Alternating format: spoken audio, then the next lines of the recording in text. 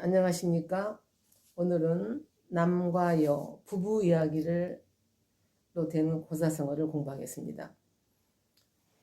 이제 월하노인은 이제 중매인을 말하는 거죠. 중매인입니다. 중매인을 월하노인이라고 했어요.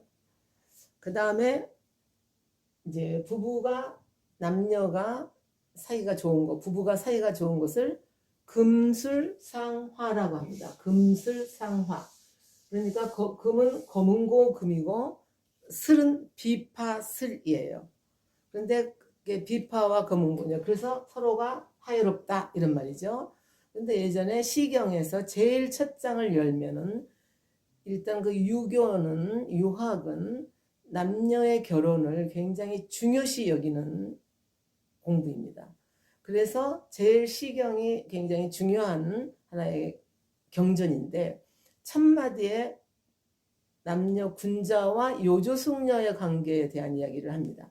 군자가 요조숙녀를 찾는 그런 장면이 처음에 나와요. 거기서 어떤 장면이 나오냐면은 요조숙녀를 만났다. 군자가 자기 짝을 만났을 때 제일 처음에 어떤 관계가 되냐면 금술우지라는 표현을 합니다. 금술우지. 그러니까 비파와 남녀가 만났을 때 그 아주 그윽한 관계, 요즘으로 말하자면은 뭐 썸 탄다고 하나요? 그런 것을 말하자면은 현악기의 그 아름다운 현악기의 소리에 비유를 하는 거예요. 그래서 금술 음악이 나오듯이 이제 우애롭다가 되죠. 처음에는 우애로운 거죠. 우지로 표현을 하는 거예요. 그 다음에 그러면은 아주 둘이서 사랑을 해서 프로포즈 할 단계까지 왔다는 것을 때는 종고 락지라고 표현합니다. 종과 북은 둥둥둥둥 두드리잖아요. 그래서 즐거워하다 이렇게 되는 거죠. 여기서는 그냥 우애롭다가 되고 조금씩 이제 사랑이 모락모락 피어오르는 순간을 금슬 우지로 표현하는 거예요. 그래서 이제 부부 사이가 좋은 것을 금슬이 좋다 할 때 금슬 상화입니다. 금슬. 그래서 현악기의 음률처럼 이렇게 표현할 수가 있어요. 그래서 또 부창부수라는 것은 여기서 남편이 노래를 하면은 아내는 따라서 한다. 그래서 어디까지나 부부 관계는 남편이 주장을 하고 그다음에 여자는 따른다 이런 말이 되는 거예요. 그런 것이 딱 되어 있어요. 그 시간에 그때는.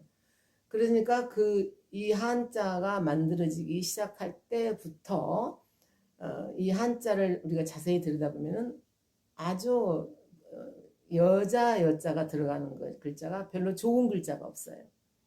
그때부터 이제 사유재산이 생겨가지고 남자가 그것을 자기 자식에게 자꾸 물려줘야 되기 때문에 그 자기 부인을 애를 많이 낳게 하고 싶고 또 많이 낳게 하기 위해서는 말을 잘 들어줘야 되고 남편이 주장을 하기 시작하죠. 그때부터 아주. 그래서는 이제 그때부터 일부 다처제의 시기가 있었잖아요. 그렇기 때문에 그것이 하나도 법적으로 어긋나지가 않을 정도로 그게 허용이 될 정도가 됐잖아요. 그러니 얼마나 차별이 심한 남존여비죠. 남존여비의 그 풍습에 아주 가장 진할 때 한자가 생겼기 때문에 여가 들어가는 게 좋은 자가 별로 없어요. 그래서 이 얘기는 그냥 고사성어로는 좀 너무 어려운데 예전에 이런 풍습이 있었다 이거예요. 딸을 낳으면은 이게 기와와요. 재롱롱은 가지고 놀게 하는 농자죠. 희롱하다, 재롱하다 이럴 때 이게 기와장을 가지고 놀게 한다는 거예요. 기와장은 뭐냐? 옛날에는 실을 감는 뭐 정확한 실패 같은 것이 없으니까 기와 깨진 것에다가 실을 감아요. 그러니까 어렸을 때부터 바느질 같은 것을 공부를 해라 이런 말로 기와장을 가지고 놀게 하는 거예요. 그런데 또 그것까지는 좋다. 그렇다 쳐다. 그러니까 그거 생활교육이라고 생각하면 좋은데 그 다음에 아들을 낳으면 뭐냐? 이것은 구슬을 주는 거예요. 아주 좋은 구슬을 가지고 아주 기분 좋게 놀게 한다는 거. 이렇게 참 남녀 차별을 심하게 했었어요. 그래서 농장 딸 낳은 경사를 아주 축하합니다. 등려를 축하합니다. 요즘은 농아지 경을 뭐 이렇게 축하한다 이런 식으로 하는 거예요. 그다음에 농장지 경이 있어서 뭐 김진사 댁에 농장지 경이 있어서 이렇게 표현한다는 거죠. 그러니까 이런 식으로 이런 말까지 심지어는 나올 정도로 남존여비 시대였다는 것은 알고서 이것을 공부를 하셔야 됩니다. 그래서 부창부수가 자연히 거기에서는 남편은 노래를 하고 뒤따른다. 주장하다가 되는 거죠. 노래 부를 창이죠. 이건 노래 부를 창이죠. 부인은 딸을 숫자입니다. 그 다음에 조강지처 이런 말이 있어요. 다 아시겠죠? 그런데 조는 뭐냐면은 술찌검이 조.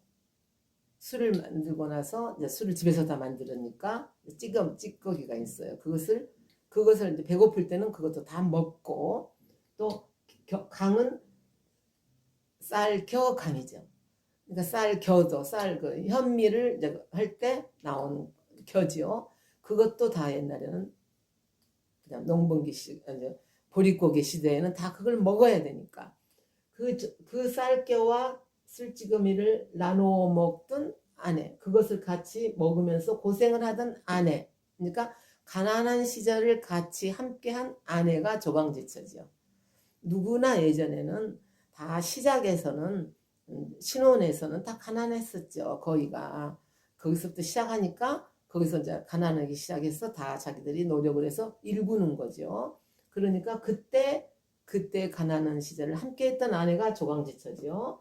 그래서 이제 이것은 반드시 여기에 맞는 고사성어이기도 하지만 빈천지 교는 불가망이라는 뜻이 되는 거죠. 가난하고 천할 때의 사귐은 잊어서는 안 된다. 라는 말로 조강제철 뜻을 보충했습니다. 그래서 조강제철을 내버리면 안 된다. 이런 말이 이제 거기서부터 나오기 시작하는 거죠.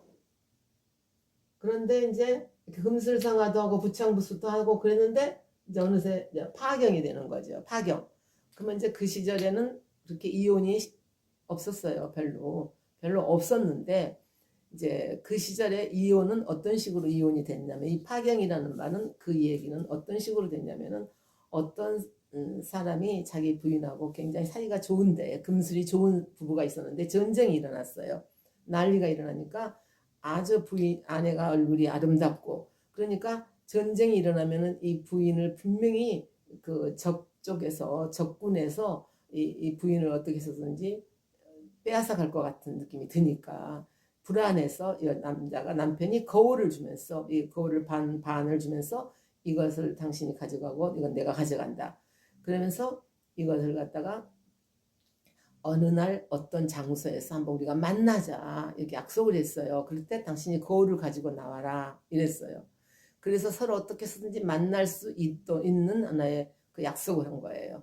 그런데 아니나 다를까 전쟁이 일어나서 이쪽에 이 나라가 졌어요. 그러니까 저쪽이 적군이 이제 이기니까 당장이 적군의 대장 정도 된 사람이 이 예쁜 여자를 아내로 뺏어간 거예요.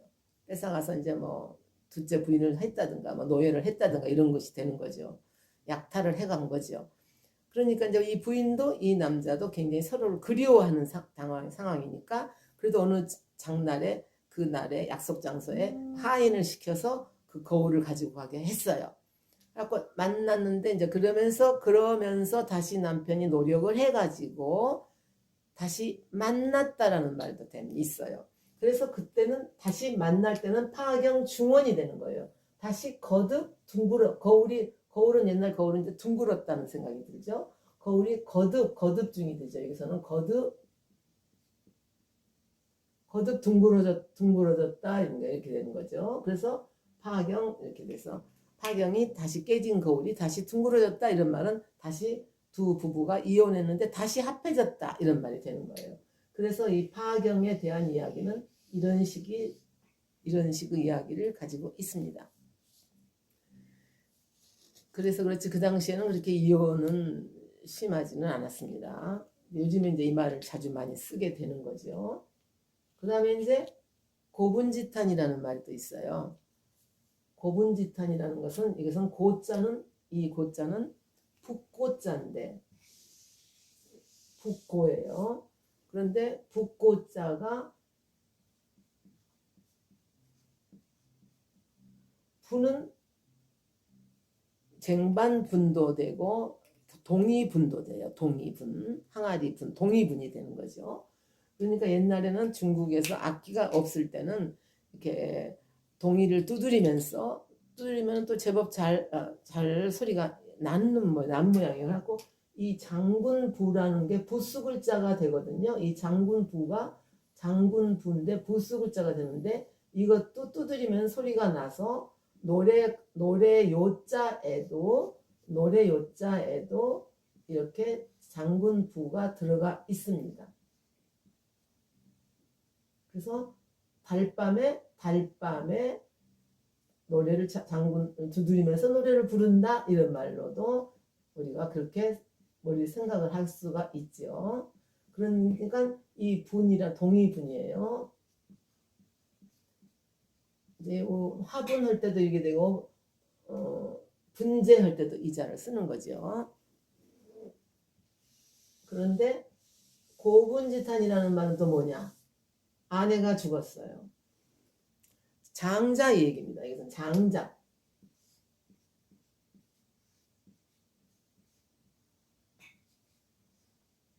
장자의 이야기인데 장자의 아내가 죽었어요.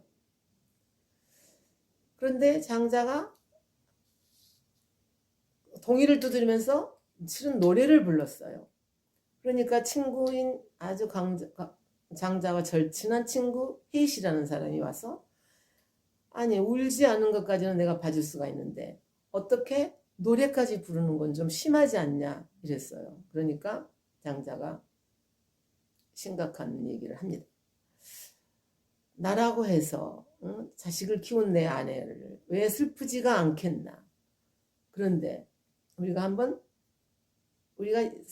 태어난 시초를 한번 생각해봐. 태어난 시초에는 아무런 형체가 없었어. 형체가 없기도 전에 기도 없었어. 기마저도 없었어. 아무런 어떤 기도 없었어. 이제 기로 해서 태어난다 이렇게 생각을 하는데 기도 없었어. 자꾸 흐릿하고 어둡고 흐릿한 속에서 이제 기가 생겨나서 드디어 나중에 형체가 생겨나서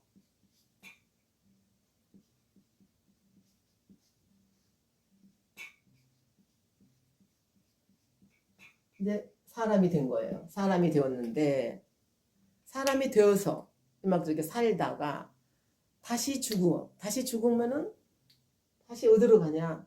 우리가 처음에 아무것도 없었던 흐리고 어둡고 혼돈의 상태로 다시 돌아가는 거야. 혼돈을 제일 시작했을 때 아무것도 흐릿하고 어두운 그 상태로 다시 돌아가는 거야. 그래서 우리 아내는 지금 천지라는 그 넓은 방에 편안히 들어누워서 다시 근본으로 돌아갔어. 다시 근본 시작으로 돌아갔는데 이것은 밤과 낮이 바뀌고 봄과 여름이 바뀌듯이 자연의 순환이야. 이 죽음이라는 것을 그렇게 심각하게 생각하지 마. 하나의 자연의 순환인데 이 자연의 순환을 우리가 어찌하겠나. 그래서 나는 울지 않고 이렇게 노래로 불러주고 있네.